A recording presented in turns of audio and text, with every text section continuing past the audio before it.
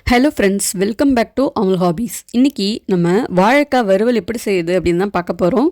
வாழைக்காய் வறுவல் செய்யும்போது வாழைக்காய் ஒன்று உடஞ்சி போயிடும், இல்லை குழஞ்சிரும், இல்லை மொறுமொறுன்னு இருக்காது. ஆறுனத்துக்கு அப்புறமும் ரொம்ப சாஃப்டாகவே இருக்கும். இன்றைக்கி நம்ம ரொம்ப மொறுமொறுப்பாக நல்ல சூப்பரான ஒரு வாழைக்காய் வறுவல் எப்படி செய்யலான்னு தான் பார்க்க போகிறோம். இந்த வாழைக்காய் வறுவல் செய்யறதுக்கு ஒரு 6 வாழைக்காய் எடுத்திருக்கேன். இந்த வாழைக்காய் முதல்ல தோல்லாம் நல்லா சீவிட்டு இந்த அளவுக்கு நான் கட் பண்ணிக்கிறேன். உங்களுக்கு இன்னும் மெல்லிஸாக வேணும் அப்படின்னாலும் அதுக்கு தகுந்த மாதிரி நீங்கள் கட் பண்ணிக்கங்க. கட் பண்ண வாழைக்காய் எல்லாத்தையும் அரிசி கழுவின தண்ணி இருக்கு இல்லையா, அதில் போட்டு நல்லா அந்த மாதிரி கழுவிக்கணும். அரிசி கழுவின தண்ணியில் போடும்போது வாழைக்காய் சட்டுன்னு கருத்து போகாமல் இருக்கும். அதுக்காக தான் இந்த மாதிரி போட்டு நம்மள கழுவிக்கிறோம். வாழைக்காவை நறுக்கிறதுக்கு முன்னாடி கையில் கொஞ்சம் தேங்காய் எண்ணெய், அப்படி இல்லைன்னா சமையலுக்கு பயன்படுத்துகிற எண்ணெய் நல்லா தடவிட்டு அதுக்கப்புறமா நீங்கள் வாழைக்காய் நறுக்கணும். இல்லைன்னா என்ன ஆகும் அப்படின்னா, அந்த வாழைக்காய் நறுக்கும்போது பிசு பிசுன்னு கையில் அந்த மாதிரி நார் மாதிரி விட்டோம். அதுக்கப்புறம் கழுவுனாலும் அந்த கரை போகாது. அதனால் எண்ணெயை நல்லா தடவிட்டு அதுக்கப்புறமா இந்த மாதிரி கட் பண்ணும்போது அது நீங்கள் ஈஸியாக கழுவுனாலும் நல்லா சுத்தமாக போயிடும். இப்போ ஒரு கடாய் சூடு பண்ணி ஒரு 3-4 டேபிள் ஸ்பூன் வறுக்கிறதுக்கு தேவையான அளவுக்கு எண்ணெய் சேர்த்துட்டு கடுகு 1 ஸ்பூன், 1/2 ஸ்பூன் உளுத்தம்பருப்பு, 1/2 ஸ்பூன் மஞ்சள் தூள், 3/4 ஸ்பூன் குழம்பு மிளகாய் தூள், தேவையான அளவுக்கு உப்பு சேர்த்துட்டு கட் பண்ணி எடுத்து வச்ச வாழைக்காயும் சேர்த்துருங்க. வாழைக்காய் சேர்த்ததுக்கு அப்புறம் நம்ம மசாலாலாம் சேர்க்கும்போது ஒரு இடத்துல மசாலா இருக்கும், இன்னொரு இடத்துல ஒட்டாது.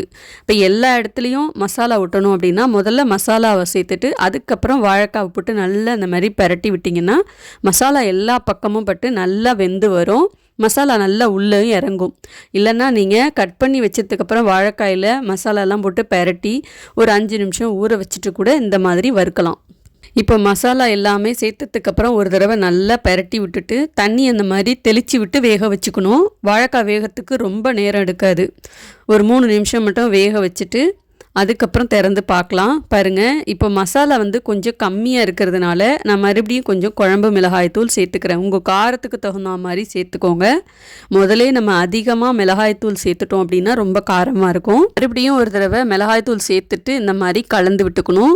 இந்த மாதிரி வறுவெல்லாம் செய்யும்போது எப்போதுமே மீடியம் ஃப்ளேம்லேயே தான் இருக்கணும். ஒரே மாதிரி தான் ஆரம்பத்துலேருந்தே தீ வச்சு செய்யும்போது அடியில் கருகி போகாமலும் இருக்கும். அதே மாதிரி வாழைக்காய், உருளைக்கிழங்கு எதுவாக இருந்தாலும் சரி நமக்கு உடஞ்சி போகாமல் நல்லா குழஞ்சி போகாமலும் இருக்கும்.